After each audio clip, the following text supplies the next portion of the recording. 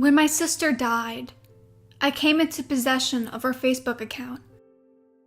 That looks a bit weird now that I've said that out loud. To be honest, I'm probably not the first person who should have access to her account. Logically, that honor should go to her husband, Ted, if it goes to anyone at all. The thing is, nobody knows that I have access to her account. She gave me her password, 6 years ago? She asked me to log in and check something for her on my computer. I can't remember why now. It's one of those little memories that seemed unimportant at the time, but I miss dreadfully now. A million little interactions and words and smiles between us, and I'll never remember most of them. But I digress. Anyway, the password. About a week after she died, I tried the password on a whim. I figured she must have changed it at some point within the last 6 years. But to my surprise, I was granted access right away. Honestly, Annalise, she was never very good with cybersecurity. I know I shouldn't have gone into her account. I get that, really. Even if she's dead, it's an invasion of privacy. Not just for her, but for everyone else. But I had just lost one of the most beloved people in my life, and I was grieving. It seemed okay at the time. It seemed justified. And besides, it's not like anyone had to know. I set her status to offline, so nobody would see that I had logged in. I spent many sleepless nights looking through her Facebook, at the groups she was a part of, at the pages she liked, at the photos she posted. It quickly became an unhealthy addiction. Not that I cared. I was desperate for some kind of connection with her. Anything at all. And so much of her life was cataloged online. It was a perfect poison.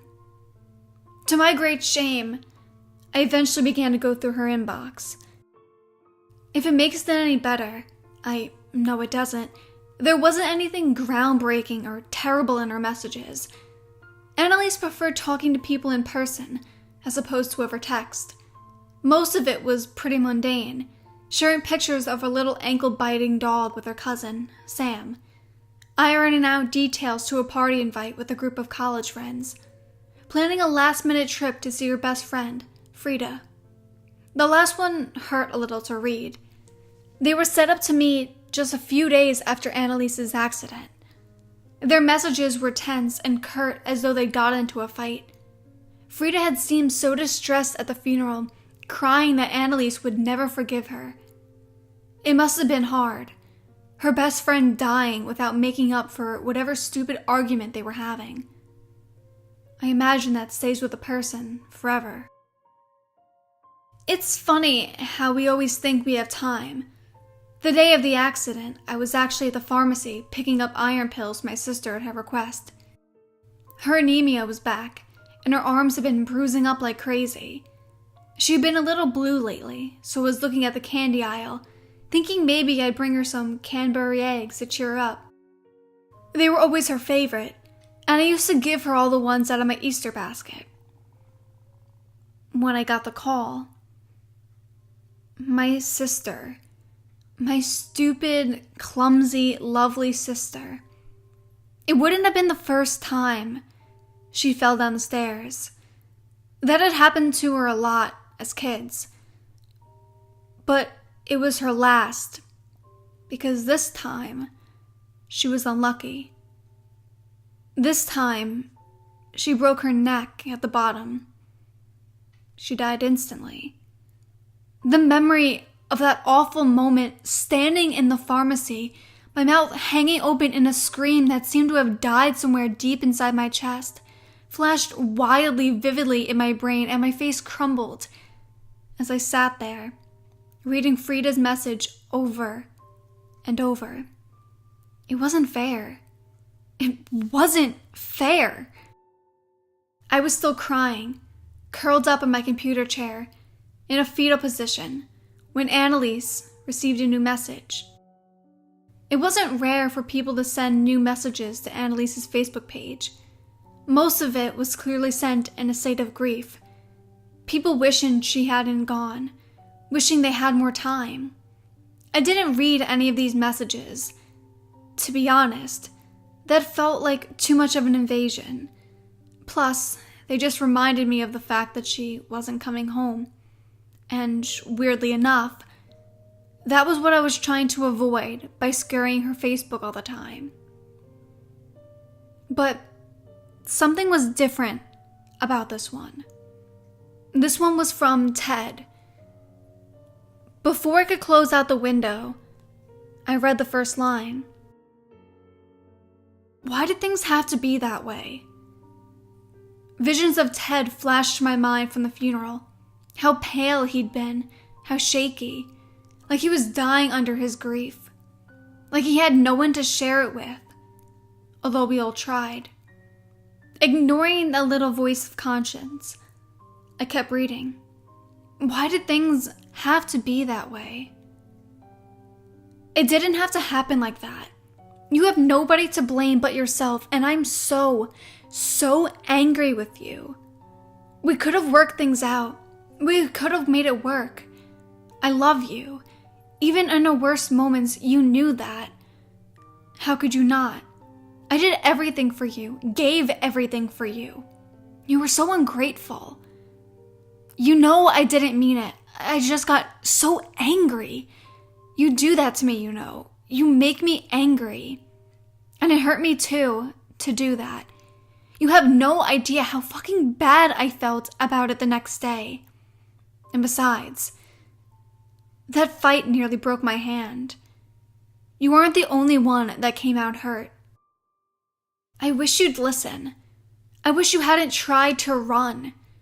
You thought I wouldn't find out about your plans with Frida? You thought you'd be safe with her? What a fucking joke. You knew you were safe with me. I just lose my temper sometimes. Who doesn't?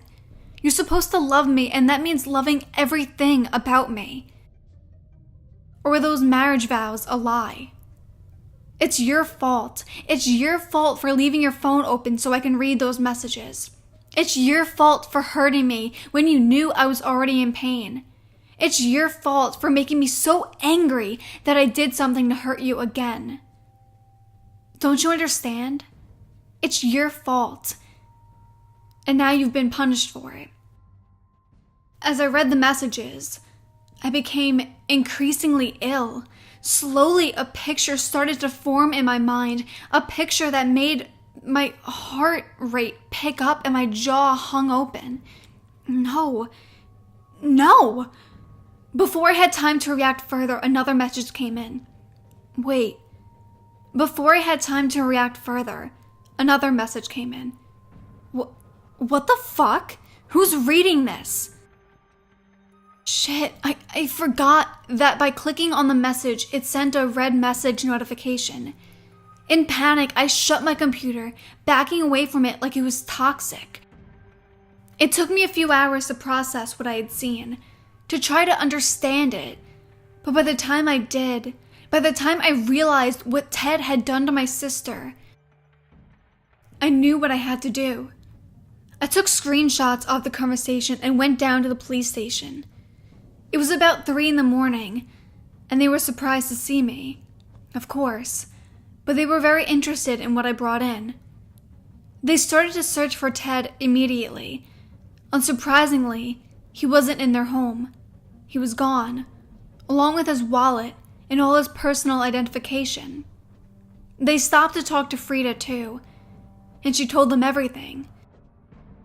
About how they'd been planning to get her away from him, to hide her until she could get a divorce finalized. Frida wanted to talk to me, but I refused. I had nothing to say to her for not coming forward either.